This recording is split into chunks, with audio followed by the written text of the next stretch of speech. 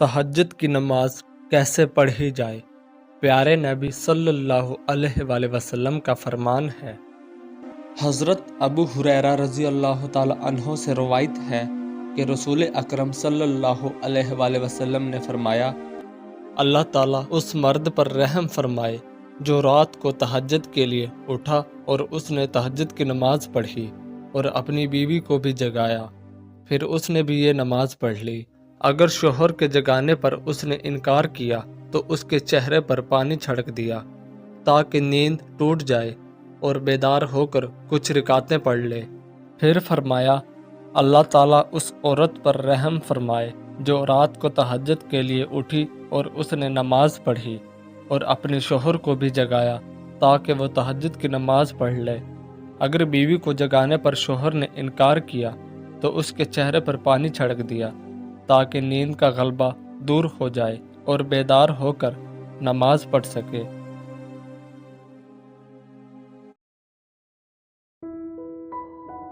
قدر کرنی ہے تو زندگی میں کرو۔ چہرے سے کفن اٹھاتے وقت تو نفرت کرنے والے بھی رو پڑتے ہیں۔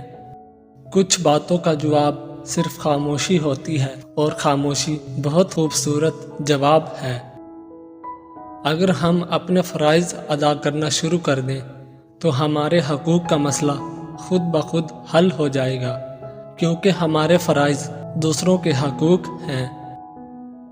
وہ شخص کامیاب نہیں ہو پاتا جس میں ناکامی کا خوف کامیابی کی چاہت سے زیادہ ہو۔ کچھ لوگ جب روتے ہیں تو اس لیے نہیں کہ وہ کمزور ہوتے ہیں، بلکہ اس لیے کہ مضبوط رہتے رہتے تھک جاتے ہیں۔ زندگی ایک بار ملتی ہے، سراسر غلط تصور ہے۔ زندگی تو ہر روز ملتی ہے، دراصل موت صرف ایک بار ملتی ہے۔ جب اللہ کا کرم ہو جاتا ہے تو وسیلے بھی بن جاتے ہیں اور مانگنے کا طریقہ بھی آ جاتا ہے۔ مثال دینا اور مثال بننا دو الگ باتیں ہیں۔ مثال دینا آسان ہوتا ہے اور مثال بننا مشکل۔ تنہائی وہ شے ہے جس میں انسان یا تو اللہ سے رجوع کرتا ہے یا پھر شیطان سے۔ اسلام نے عورت کو قید نہیں کیا بلکہ ہوش پرستوں کی نظروں سے محفوظ کیا ہے۔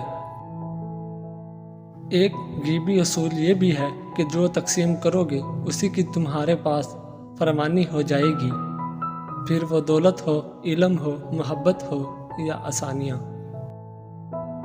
زندگی آسان نہیں ہوتی، اسے آسان بنایا جاتا ہے، کچھ صبر کر کے، کچھ برداشت کر کے اور بہت کچھ نظر انداز کر کے۔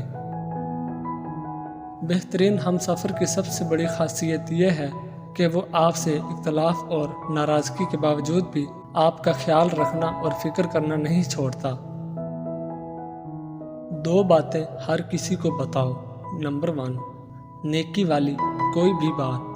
نمبر 2، جہاں سے آپ کو فائدہ ہوا وہ بات دوسروں کو بھی بتاؤ۔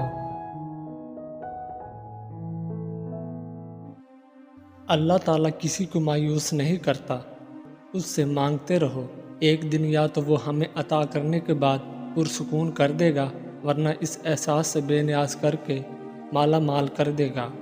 بس یقین رکھو اس رب پر۔ اگر اللہ پاک تمہاری دعائیں پوری کر رہا ہے تو وہ تمہارا یقین بڑھا رہا ہے۔ اگر دعائیں پوری کرنے میں دیر کر رہا ہے تو تمہارا صبر بڑھا رہا ہے۔ اگر تمہاری دعاؤں کا جواب نہیں دے رہا تو وہ تمہیں آزما رہا ہے، اس لیے ہمیشہ دعا مانگتے رہا کرو۔ اللہ اپنے کچھ بندوں کی دعائیں اتنی جلدی قبول نہیں کرتا کیونکہ اسے بار بار اپنے بندے کا مانگنا پسند آ جاتا ہے، اور بے شک اللہ انہی کو آزماتا ہے جن سے وہ پیار کرتا ہے۔ دعا دل سے مانگی جاتی ہے، زبان سے نہیں، کیونکہ دعا تو ان کی بھی قبول ہوتی ہے جن کی زبان نہیں ہوتی۔ یہ نہ سوچو کہ اللہ پاک تمہاری دعا قبول نہیں کرتا، شکر کرو کہ تمہارے گناہوں کی سزا نہیں دیتا۔ ہوائیں موسموں کا رخ بدل سکتی ہیں اور دعائیں مصیبتوں کا۔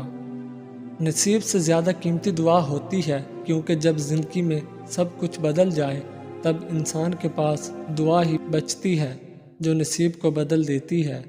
تقدیر اور قسمت سے زیادہ طاقت دعا میں ہوتی ہے۔ ایک دوسرے کے لیے دعا مانگا کریں، یہ اللہ تعالیٰ کا پسندیدہ اور قبولیت والا عمل ہے۔ تم خواہ چپکے سے بات کرو یا اونچی آواز سے، اللہ کے لیے یکساں ہے، وہ تو دلوں کا حال تک جانتا ہے۔ دو چیزیں انسان کا چہرہ بگاڑ دیتی ہیں اور وہ اپنی عمر سے بڑا لگتا ہے۔ نمبر 1، نیند پوری نہ ہونا۔ نمبر 2، بلا وجہ پریشان رہنا۔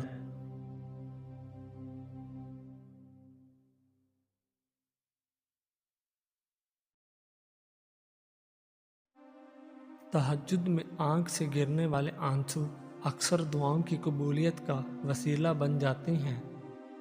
وہ محبت کس قدر پرخلوص ہوگی جسے تہجدوں میں مانگا گیا ہو۔ پتہ ہے محبت کیا ہے؟ نماز سے کسی کو تہجد پہ لے آنا۔ تہجد کی دعائیں اللہ نے بس کن کہنے کے لیے بنائی ہیں۔ نصیب ہار جاتا ہے تہجد کی دعاؤں کے سامنے۔ تہجد کے وقت اللہ وہ دعائیں بھی سن لیتا ہے جسے دنیا ناممکن کا خطاب دے چکی ہوتی ہے۔ وہ دکھ جو رات بھر سونے نہیں دیتے، ان کی مرہم تہجد میں موجود ہے۔ تہجد میں مانگی گئی دعا ایسا تیر ہے جس کا نشانہ کبھی خطا نہیں ہوتا۔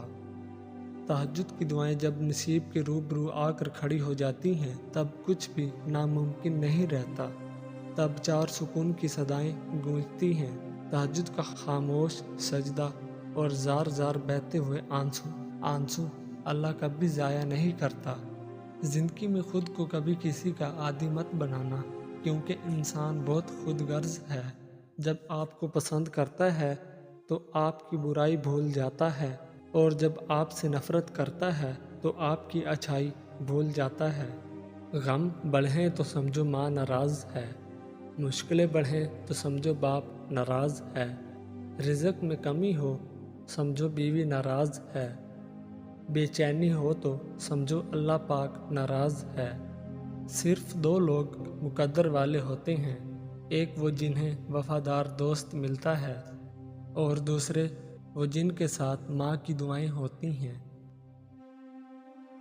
حضرت علی رضی اللہ عنہ کی خدمت میں ایک شخص آئے اور آ کر دست ادب کو جوڑ کر عرض کرنے لگا، یا علی، اللہ کے قریب ہونے کا سب سے آسان طریقہ کیا ہے؟ بس یہ کہنا تھا تو امام علی رضی اللہ عنہ نے فرمایا، اے شخص جو یہ 3 کام کرتا ہے وہ اللہ کے قریب سے قریب تر ہوتا جاتا ہے۔ تو وہ کہنے لگا، یا علی، وہ 3 کام کون سے ہیں؟ امام علی رضی اللہ عنہ نے فرمایا، پہلا کام، بار بار انسان اپنی خطاؤں پہ پشیمان ہوتا رہے، اپنی گناہوں کی معافی مانگتا رہے۔ دوسرا کام، اپنا دل اللہ کی مخلوق کے لیے نرم رکھ کے جیے، جتنا ہو سکے اپنے وجود سے لوگوں کو فائدہ دینے کی عادت بنا لے۔ اور تیسرا کام، ہر نیک کام صدقے کی نیت سے کرے۔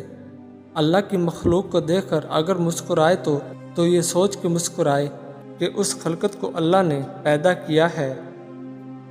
کسی کی مدد کرے تو یہ سوچ کے مدد کرے کہ میرا اس کی مدد کرنا اللہ کے نزدیک مجھے محبوب بنائے گا۔ اس مدد کی امید نہ رکھے۔ اگر دنیا سے محبت کرتا ہے، بھلائی کرتا ہے، تو اس بھلائی کی امید نہ رکھے۔ جس انسان میں نیکی کرنے کا فعل صدقے کی نیت سے ہوگا، اللہ کی مخلوق کے لیے اس کا دل نرم ہوگا اور بار بار اپنی خطاؤں کو لے کے پشیمان ہوگا، تو سمجھ جانا یہی وہ انسان ہے جو اللہ کے قریب رہ کر اللہ کو راضی کر بیٹھا ہے۔